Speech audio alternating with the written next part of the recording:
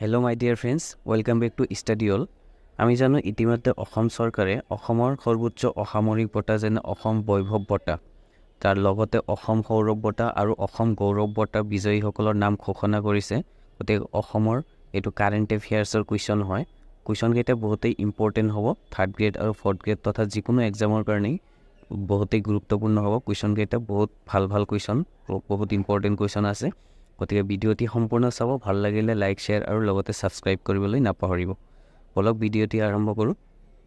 প্ৰথম প্ৰশ্নটো আছে, হু is the recipient of Assam's highest civilian award Assam Baibhav award 2023? অসমৰ সৰ্বোচ্চ অসামৰিক বঁটা অসম বৈভৱ বঁটা 2023 প্ৰাপ্তকৰ্তা কোন, মানে কোনে লাভ কৰিছে? অসমৰ সৰ্বোচ্চ অসামৰিক বঁটা, এইটো মনত ৰাখিব। অসম বৈভৱ বঁটাটো কি হয়? অসমৰ সৰ্বোচ্চ অসামৰিক বঁটা হয়। আৰু এই বঁটাত 2023 চনত কোনজন ব্যক্তিয়ে লাভ কৰিছে?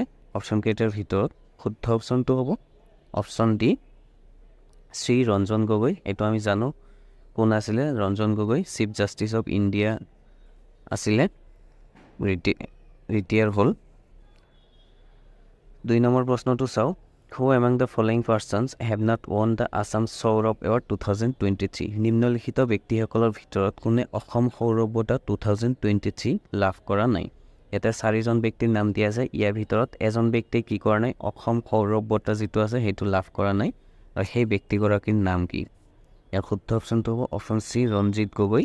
বাকী 3জন এলভিছ আলী হাজৰিকা, হিমা দাস আৰু নাদিৰাম দেউৰী, তেখেতে কি কৰিছে? অসম সৌৰভ বঁটা লাভ কৰিছে, কিন্তু ৰঞ্জিত গগৈ দেৱে কি কৰা নাই? লাভ কৰা নাই। অসম গৌৰৱ বঁটাহে লাভ কৰিছে।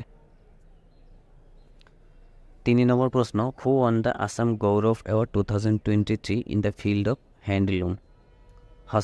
হস্ততাঁতৰ ক্ষেত্ৰত কোনে অসম গৌৰৱ বঁটা 2023 লাভ কৰিছে? মানে 2023 চনৰ হস্ততাঁতৰ ক্ষেত্ৰত কোনে অসম গৌৰৱ বঁটা লাভ কৰিছে? অপশ্যন কেইটাৰ ভিতৰত আমাৰ শুদ্ধ অপশ্যনটো হ'ব অপশ্যন ডি, জেচিন কুম্বাক পাও। তেখেতে কি কৰিছে? হস্ততাঁতৰ ক্ষেত্ৰত অসম গৌৰৱ বঁটা লাভ কৰিছে। 4 নম্বৰ প্ৰশ্নটো চাওঁ, who won the Assam Saurav award 2023 in the field of art and culture? কলা আৰু সংস্কৃতিৰ ক্ষেত্ৰত কোনে অসম সৌৰভ বঁটা 2023 জিকিছিল বা লাভ কৰিছে? ইয়াৰ শুদ্ধ অপশ্যনটো হ'ব কলা আৰু সংস্কৃতিৰ ক্ষেত্ৰত, যিহেতু কৈছে কলা আৰু সংস্কৃতিৰ ক্ষেত্ৰত লাভ কৰিছিলে অপশ্যন এ, নাদিৰাম দেউৰী। তেখেত মৰিগাঁও ডিষ্ট্ৰিক্টৰ হয়। নাদিৰাম দেউৰীয়ে কি কৰিছে? কলা আৰু সংস্কৃতিৰ ক্ষেত্ৰত অসম সৌৰভ বঁটা লাভ কৰিছে। 5 নম্বৰ প্ৰশ্নটো চাওঁ, who won the Assamese Saurav award 2023 in the field of sports swimming? ক্ৰীড়া সাঁতোৰ ক্ষেত্ৰত অসম সৌৰভ বঁটা 2023 কোনে জিকিছিলে? ক্ৰীড়াৰ ক্ষেত্ৰত দুজনে অসম সৌৰভ বঁটা লাভ কৰিছে। এটা হ'ল সাঁতোৰৰ ক্ষেত্ৰত আৰু এটা হ'ল এথলেটিকৰ ক্ষেত্ৰত। কিন্তু সাঁতোৰত কোনে লাভ কৰিছে? শুদ্ধ অপশ্যনটো হ'ব option B, Elvis Ali Hazarika. তেখেতলৈ অসম সৌৰভ বঁটা প্ৰদান কৰা হৈছে। 6 নম্বৰ প্ৰশ্নটো চাওঁ, who won the Assam Saurav award 2023 in the field of sports athletics? ক্ৰীড়াৰ এথলেটিক্সৰ ক্ষেত্ৰত অসম সৌৰভ বঁটা 2023 কোনে জিকিছে? বহুতেই গুৰুত্বপূৰ্ণ প্ৰশ্ন, দুইটা, কনফিউজন নকৰিব। এজনক ছুইমিঙৰ ক্ষেত্ৰত দিয়া হৈছে আৰু এজনক এথলেটিক্সৰ ক্ষেত্ৰত দিয়া হৈছে। গতিকে পৰীক্ষাত পাজল লগাই দিব পাৰে। ইয়াৰ শুদ্ধ অপশ্যনটো হ'ব অপশ্যন ডি, হিমা দাস। হিমা দাসক কি কৰা হৈছে? এথলেটিক্সৰ ক্ষেত্ৰত আছাম সৌৰভ এৱাৰ্ডটো দিয়া হৈছে, অসম সৌৰভ বঁটা। আৰু ছুইমিঙৰ ক্ষেত্ৰত দিয়া হৈছে এলভিছ আলী হাজৰিকাক।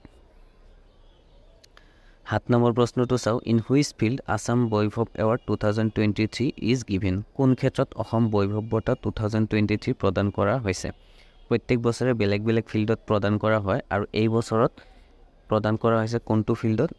শ্ৰী ৰঞ্জন গগৈ কোনটো ফিল্ডৰ আছিল আমি সকলোৱে জানো, ল এণ্ড জাষ্টিচ। গতিকে শুদ্ধ অপশ্যনটো হ'ব অপশ্যন ডি। 8 নম্বৰ প্ৰশ্নটো চাওঁ, how many people on the Assam Saurav award 2023? কিমানজন লোকে অসম সৌৰভ বঁটা 2023 লাভ কৰিছে? ইয়াৰ শুদ্ধ অপশ্যনটো হ'ব অপশ্যন চি, 4জন ব্যক্তিয়ে কি কৰিছে? অসম সৌৰভ বঁটা 2023 লাভ কৰিছে। 9 নম্বৰ প্ৰশ্ন, total how many people on the Assam Gaurav award 2023? মুঠ কিমানজনে অসম গৌৰৱ বঁটা 2023 লাভ কৰিছে? 2023 চনত মুঠ কিমানজন ব্যক্তিয়ে অসম গৌৰৱ বঁটা লাভ কৰিছে ইয়াৰ শুদ্ধ অপশ্যনটো হ'ব অপশ্যন ডি 17 জন টোটেল 22 জনক দিয়া হৈছে ইয়াৰ ভিতৰত 17 জনে অসম গৌৰৱ বঁটা 4 জনে অসম সৌৰভ বঁটা আৰু এজনে অসম বৈভৱ বঁটা লাভ কৰিছে টোটেল 22 জন 10 নম্বৰ প্ৰশ্ন who among the following have won the Assam Gaurav award for black rice cultivation নিম্নলিখিত কোনে কলা ধান খেতিৰ বাবে অসম গৌৰৱ বঁটা লাভ কৰিছে কলা ধান খেতিৰ বাবে কোনে লাভ কৰিছে অসম গৌৰৱ বঁটা শুদ্ধ অপশ্যনটো হ'ব অপশ্যন এ উপেন্দ্ৰ ৰাভা তেখেতে কি কৰিছে কলা ধান খেতি কৰাৰ বাবে কি কৰিছে অসম গৌৰৱ বঁটা লাভ কৰিছে 11 নম্বৰ প্ৰশ্ন Since when has the Assam Highest Civilian Award Assam Boivov has been given?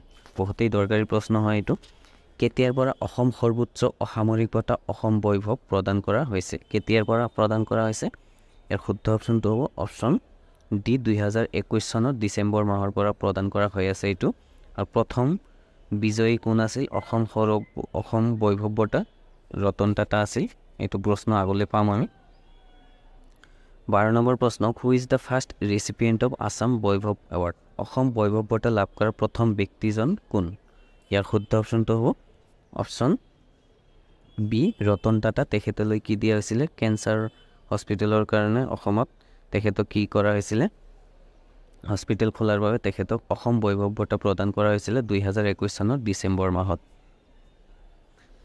13 number প্ৰশ্নটো চাও who was the recipient of Assam Baibhav award 2022 Asom Baibhav বঁটা 2022 চনৰ প্ৰাপক কোন আছিল 2022 চনত কোনে অসম বৈভৱ বঁটা লাভ কৰিছিল ইয়াৰ শুদ্ধ অপশ্যনটো হ'ব অপশ্যন সি ডক্টৰ তপন শইকীয়া তেখেতক কি কৰা হৈছিল এই বঁটাটো 2022 চনত দিয়া হৈছিল তেখেতক মেডিকেল ক্ষেত্ৰৰে হয় মেডিকেল ফিল্ডৰ 14 নম্বৰ প্ৰশ্ন who is the recipient of the Sahitya academy award 2023 in Assamese language Sahitya academy বঁটাৰ 2023 প্ৰাপক কোন অসমীয়া ভাষাত সাহিত্য একাডেমি বঁটা 2023 চনত কোনে লাভ কৰিছে প্ৰশ্ন হ'ব এইটো আৰু শুদ্ধ অপশ্যনটো হ'ব অপশ্যন সি প্ৰণৱজ্যোতি ডেকাই কি কৰিছে 2023 চনত অসমীয়া ভাষাত কি কৰিছে সাহিত্য একাডেমি বঁটাটো লাভ কৰিছে 15 নম্বৰ প্ৰশ্ন who is the recipient of Srimanta Sankardev award 2020 Srimanta Sankardev বঁটা 2020 বিজয়ী কোন ইয়াৰ শুদ্ধ অপশ্যনটো হ'ব 2020 বিজয়ী হ'ব ভৱপ্ৰসাদ চলিহা দেৱক কি কৰা হৈছে 2020 চনৰ শ্ৰীমন্ত শংকৰদেৱ বঁটাটো প্ৰদান কৰা হৈছে 16 নম্বৰ প্ৰশ্নটো চাও who is the recipient of Sukapha award 2023 Sukapha বঁটা 2023 প্ৰাপ্তকৰ্তা কোন বা কোনে লাভ কৰিছে ইয়াৰ শুদ্ধ অপশ্যনটো হ'ব অপশ্যন বি ধীৰেন্দ্ৰনাথ বেজবৰুৱা তেখেতলৈ কি কৰা হৈছে 2023 চনৰ যিটো চুকাফা বঁটা আছে চুকাফা এৱাৰ্ড হেতু প্ৰদান কৰা হৈছে